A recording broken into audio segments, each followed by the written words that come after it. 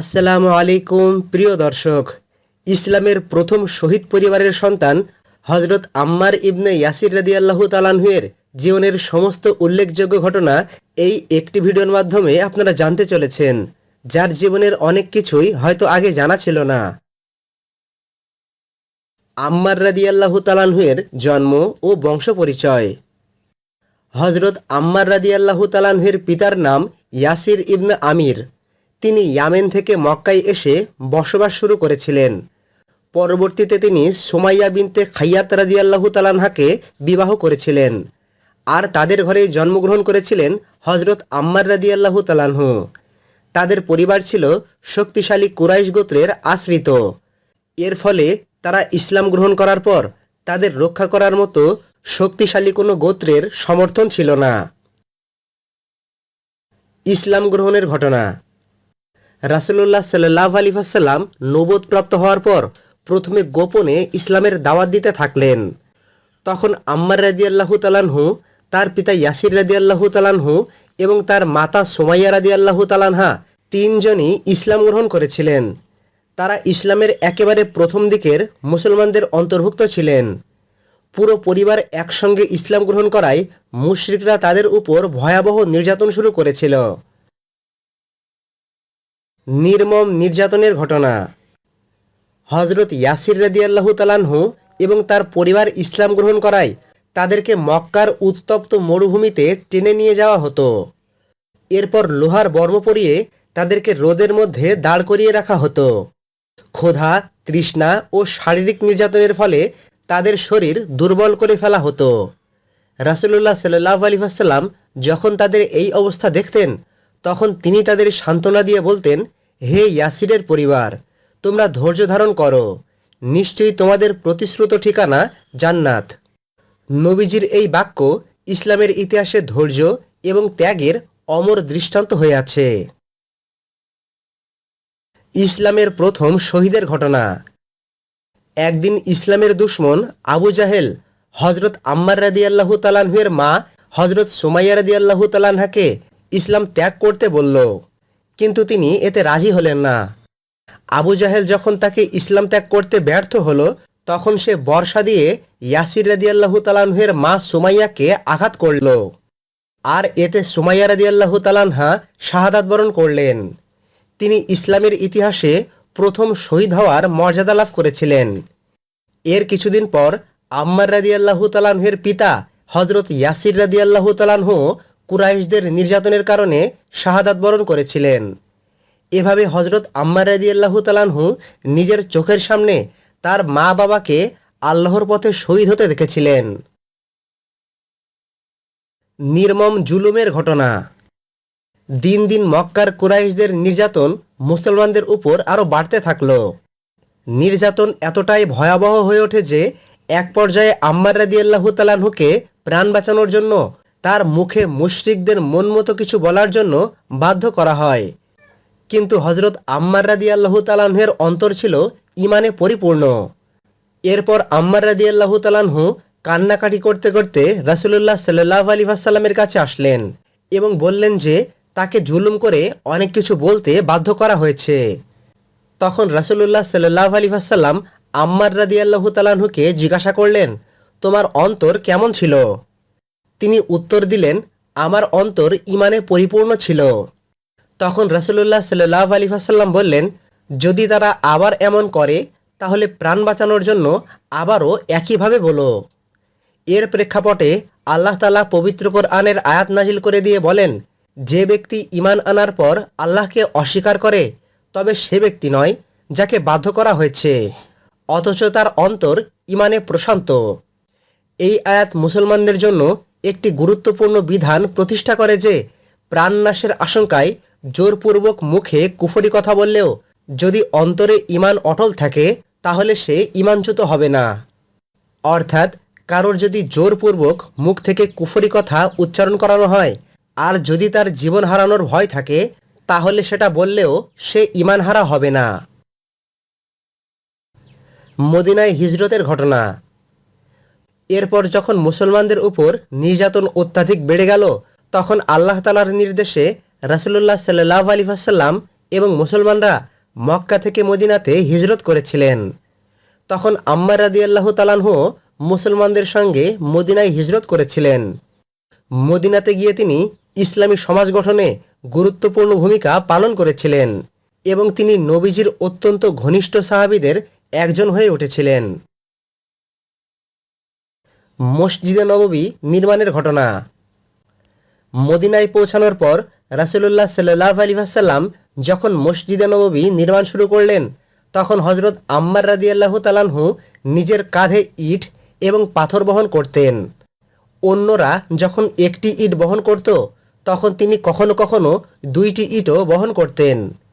এই দৃশ্য দেখে রাসূলুল্লাহ সাল্লাল্লাহু আলাইহি ওয়াসাল্লাম আম্মার রাদিয়াল্লাহু তাআলাহুর শরীরের ধুলাগুলো ঝেড়ে দিয়ে স্নেহ করে বলতেন, হায় আম্মার, তোমাকে একটি বিদ্রোহী দল হত্যা করবে। তারা তোমাকে জাহান্নামের দিকে আহ্বান করবে আর তুমি তাদের জান্নাতের দিকে আহ্বান করবে। মহানবী সাল্লাল্লাহু আলাইহি ওয়াসাল্লামের এই হাদিস পরবর্তীতে হুবহু সত্য হিসাবে প্রমাণিত হয়েছিল। বদরের যুদ্ধের ঘটনা। এরপর দ্বিতীয় হিজরিতে মুসলমানদের সঙ্গে মক্কার কুরাইশদের বদরের যুদ্ধ সংগঠিত হয়েছিল। ঐতিহাসিক বদরের যুদ্ধে মুসলমানদের সংখ্যা ছিল 313 জন।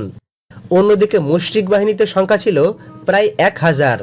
এছাড়া অনেক ঘোড়া এবং সামরিক অস্ত্রে মুশরিক বাহিনীর লোকজন মুসলমানদের চেয়ে অনেক এগিয়ে ছিল। সেই ঐতিহাসিক বদরের যুদ্ধে হযরত আম্মার রাদিয়াল্লাহু তাআলাহু বীরত্বের সঙ্গে অংশগ্রহণ করেছিলেন। ইসলামের এই বড় যুদ্ধে তিনি নবীজির পাশে থেকে লড়াই করেছিলেন এবং আল্লাহ তাআলা এই যুদ্ধে মুসলমানদেরকে ঐতিহাসিক বিজয় দান করেছিলেন। উহুদের যুদ্ধের ঘটনা। পরের বছর তৃতীয় হিজরিতে মুসলমানদের সাথে কুরাইশদের উহুদের যুদ্ধ সংগঠিত হয়েছিল। উহুদের যুদ্ধের শুরুর দিকে মুসলমানরা বিজয়ের দ্বারপ্রান্তে পৌঁছে গিয়েছিল, কিন্তু মুসলিম তীরন্দাজদের কিছু ভুলের কারণে যুদ্ধের মোড় ঘুরে গিয়েছিল। তখন কুরাইশরা মুসলমানদের উপর পাল্টা আক্রমণ করেছিল, আর সেই আক্রমণে অনেক মুসলিম সাহাবী শহীদ হয়েছিলেন। সেই উহুদের যুদ্ধেও হযরত আম্মার রাদিয়াল্লাহু তাআলাহু সামনের সারিতে যুদ্ধ করেছিলেন।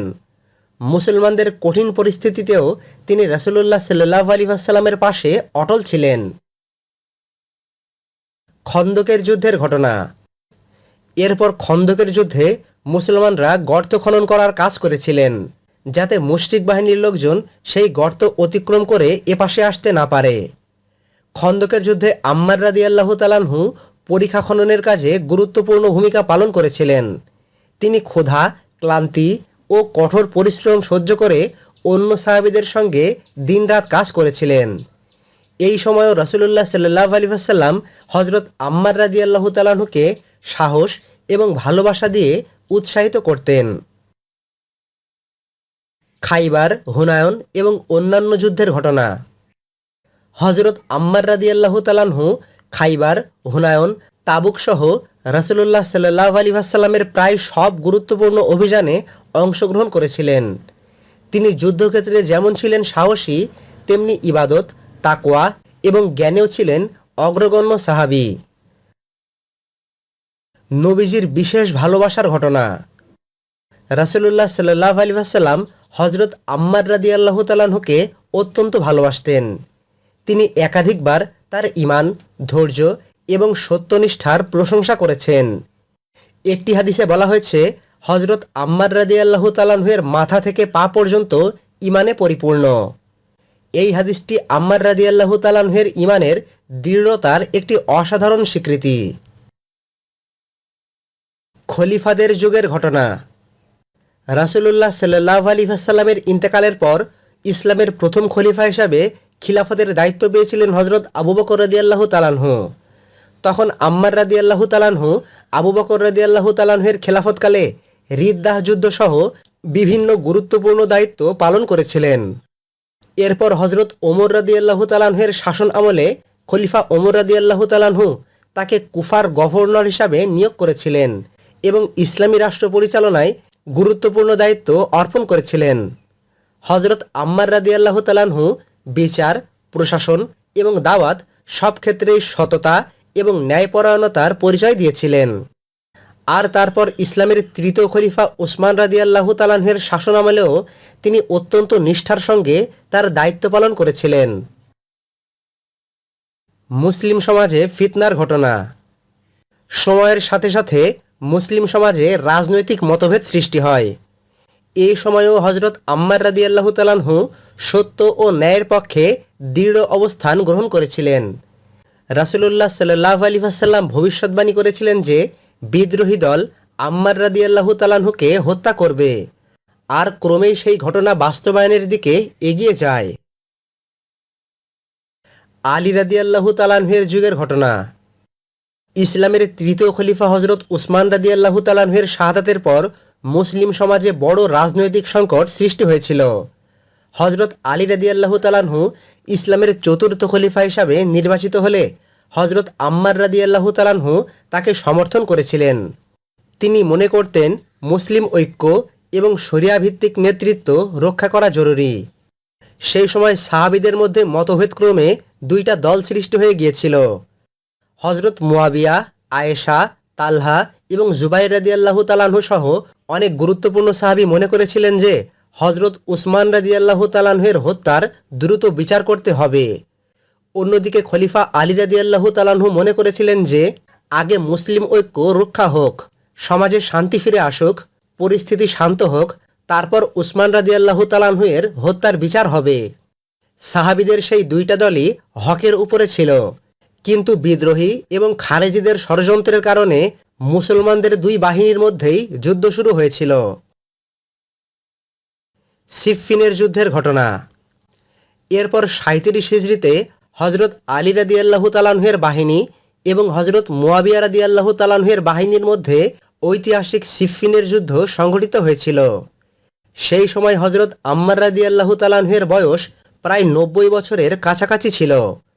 বৃদ্ধ হওয়ার সত্ত্বেও তিনি যুদ্ধক্ষেত্রে উপস্থিত হয়েছিলেন এবং মুসলিমদের সত্য, ন্যায় এবং ঐক্যের আহ্বান জানিয়েছিলেন। এখানে একটি উল্লেখযোগ্য বিষয় হল সাহাবীদের উভয় পক্ষ ছিলেন সম্মানিত। তারা ইজতিহাদের ভিত্তিতে অবস্থান নিয়েছিলেন। তাই নবীজির সমস্ত সাহাবী সম্পর্কে শালীনতা ও সম্মান বজায় রাখা মুসলমানদের কর্তব্য।